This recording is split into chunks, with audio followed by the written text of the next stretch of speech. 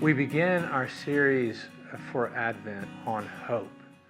And you'll be hearing from bishops and leaders for the next few weeks as we ponder the future of expectation in the Diocese of Texas. These weeks of pilgrimage, a time where we walk together towards the celebration of the incarnation of Jesus, born in Bethlehem so many years ago. One of the things that I have learned about happiness, which is not the theme for today, is that what makes people happy is to have a non-nostalgic view of the past. In other words, that at the root of understanding where we are and where we're headed, to have a sense of hope is to begin by having an honest view of where we've come from. And certainly we could include all of the history of our lives, like, Dumbledore's Pensive, where he's pulling out those streams. I think when I meet people, they've got these, journeys and maps that just flow from behind them. We might think of our own church's history. We might think of our own nation's history. But the hope that I'm framing is really one about faith.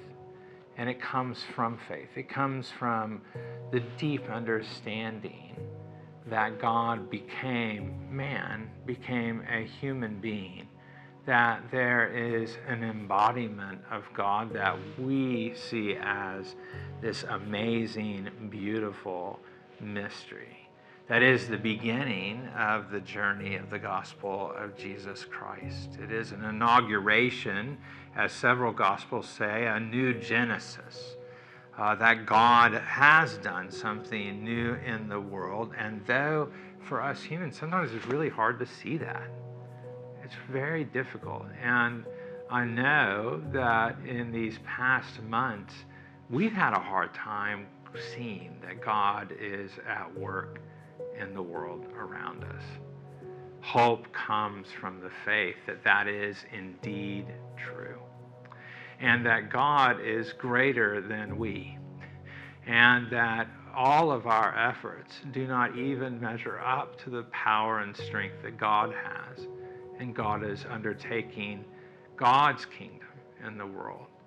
So many theologians, from N.T. Wright to C.S. Lewis, Sojourner Truth, so many people along the way from their different perspectives have understood that hope in Jesus Christ is what delivers them.